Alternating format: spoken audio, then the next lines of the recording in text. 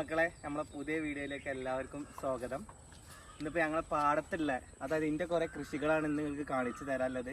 എൻ്റെ ഒപ്പം എൻ്റെ കാരണവന്മാരെ കുട്ടികളും എളാപ്പാരെ കുട്ടികളൊക്കെ ഉണ്ട്. ഓക്കെ, അപ്പം നമുക്ക് വീഡിയോ നോക്കാം.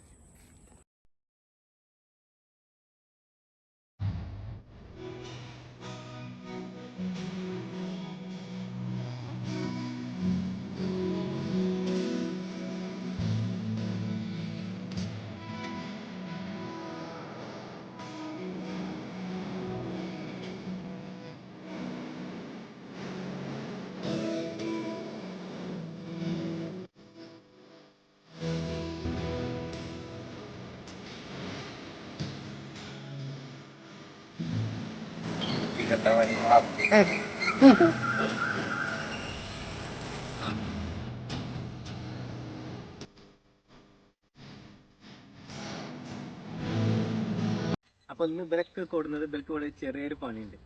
എന്താ പണി ഞാൻ കാണിച്ചു തരാം കേട്ടോ. ഇതിലിപ്പോ 3 കൊമ്പുണ്ട്.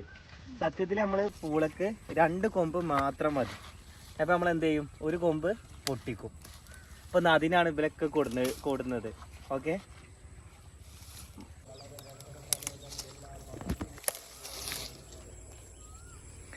ഇതാണ് ദീവാന കേട്ടോ. ഇതിന്റെ കളർ മാറ്റം കണ്ടില്ല നിങ്ങള്.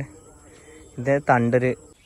അപ്പൊ എന്റെ ചെറുപ്പം തൊട്ട് ഞാൻ ഫുള്ള് കൃഷിയിൽ സജീവമാണ്. അതിനൊന്നാമത്തെ കാരണം എൻ്റെ ഫാദറാണ്. എൻ്റെ ഫാദർ മെയിൻ പൂളക്കൃഷിൻ്റെ ഒരാളായിരുന്നു. അതായത് സംസ്ഥാന തലത്തിൽ അവാർഡ് കിട്ടിയ ആളാണ് എൻ്റെ ഫാദർ.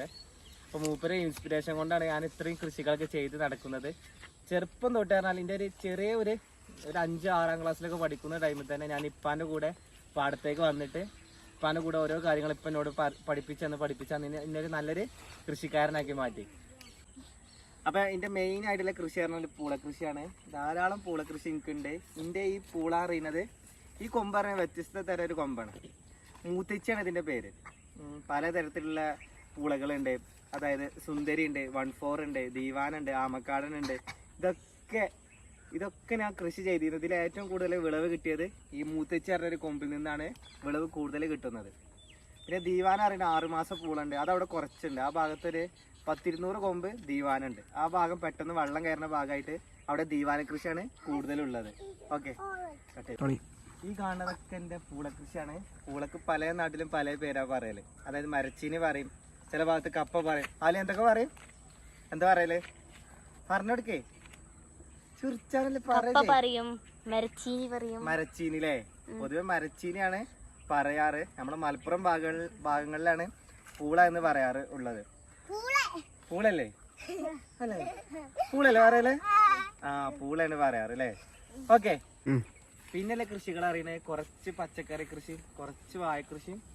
അതായത് പച്ചക്കറികൾ പലതരത്തിലുണ്ട്. കൂടുതൽ ഈ പൂളന്റെ അടിയിലൊക്കെ ചെയ്യുന്നത് വെണ്ടക്ക കൃഷിയാണ്. പിന്നുള്ളത് കുറച്ച് ചരങ്ങ, കുമ്പളൻ, മത്തൻ, അങ്ങനെ കുറച്ച് സാധാ കൃഷികളുണ്ട്, വീട്ടിന് ആവശ്യമുള്ളത് മാത്രം. ഓക്കെ, ഇനിയുള്ള വീഡിയോസ് ഫുള്ള് നമ്മളെ കൃഷിനെ ബേസ് ചെയ്തുകൊണ്ടുള്ള വീഡിയോസ് ആയിക്കാരം.